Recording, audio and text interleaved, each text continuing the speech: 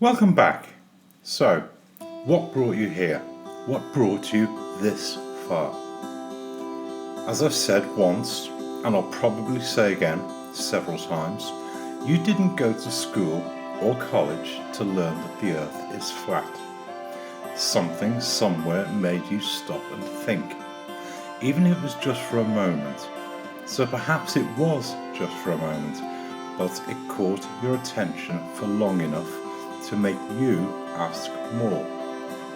Like most of us, you decided to look for more, but from the moment you took your first steps into the flat earth, you were undoubtedly bombarded with 1,000 opinions. So put the brakes on for a moment and cast your mind back to that first question you formed about the shape of your world. Did you ever find that first answer, or were you swamped with 1,000 more questions? And if you got the answer to your very first question, what was your second question? Pretty soon, you were running in 1,000 directions, looking for 1,000 answers. So let's return to your gotcha moment and ask yourself the $64,000 question. Do you still think the world is flat? If you do, you'll likely have a bunch of other questions about the details, and if you don't, then you're probably still looking for something to prove it to yourself. So keep going, you'll get there. Either way, you have, or you will come to a point where you find that one special answer. For many, there are lots of individual answers. None seem to stand alone, but each one adds to a weight of evidence which tips the balance. Hold on to those answers. If you're like everyone else, you will still have questions that you're not sure about, but this journey is not about proof, of which I'll say more in a moment. It's about you forming your opinion. Your opinion might not be the same as anyone else's. Your opinion might not be popular with everyone else. Your opinion might even be factually flawed in places, but it is your opinion, and it's what makes you who you are. There is a well-founded axiom used in the civil law courts that states an opinion, which is all a court decision amounts to, is to be reached on the balance of probability. It's different to that of the criminal courts, where an opinion or verdict must be beyond reasonable doubt. The opinions that each of us hold in this matter need amount to nothing more than the civil court opinion and be on the balance of probability. For some reason, best known to the opponents of the flat earth, their standard of proof seems to ask that it is beyond reasonable doubt. Whenever someone claims to debunk flat earth, they demand scientifically verifiable and repeatable proof. To that, I say this is not a court of law. Whatever your opinion be, right here, right now, you don't need to prove it to anyone except yourself. What's more, you have the right to change it again if more evidence comes to light. The courts can be appealed, why shouldn't you?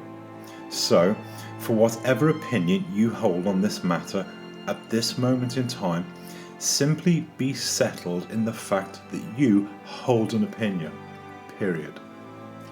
Do you really think those who believe that we live on a little ball flying through space went out and proved that for themselves? Of course they didn't. So what right do they have to demand you prove anything to them? Just satisfy yourself, that's enough for now. If you reach the stage of holding an opinion, irrespective of whether you think the earth is flat or not, you're probably looking at what to do next. To that, I would say fasten your seatbelt. In short, you're about to discard everything you've been told about the shape of the earth. We all accepted the things we were taught in the past, and generally we didn't question them. But when we did question them, we just used the tools that were handed to us. How many of us went out at night and accepted that the stars we saw were little suns, billions of miles away, that looked like flickering dots in the sky? How many of us accepted that the world was created by some cosmic belch, or that we evolved from sea slime? How many of us think that we are genetically related to monkeys, gorillas, or even bananas? I'm not suggesting throwing the proverbial baby out with the bathwater, rather that we take a closer look at the world around us, and a closer look at the tools with which we do it. So what's the deal with the seatbelt? Once you start to look seriously into the shape of your world, you'll realise there are 1,000 different ways you can go, and 1,000 different things to look at. Your world will never look the same again. And for every discovery you make, you can take the credit for having discovered it for yourself. The stars will no longer be distant suns because your 5th grade teacher told you they were.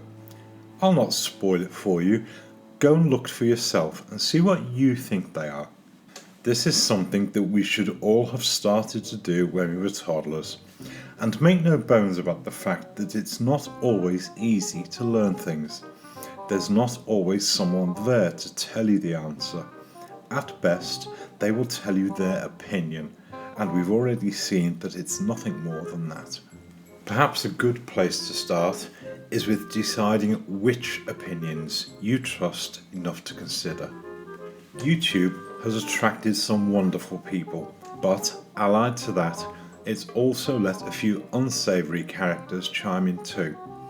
Perhaps it's time to show a little discernment about who and what you listen to. There's more than enough information out there on both sides of the argument, but as in any good court case, it's for you to decide on the credibility of the people and evidence you listen to. I might chip in later with some of the people I've learned to trust, if I think they may help, but in short, this is something each of us must decide for ourselves. I'm just a voice behind a few pictures, and I'm as likely to make mistakes as the next man. If you want to learn something, start building your own collection of people whose opinions you value, and begin there. You deserve the best. Why settle for less? Thanks for watching.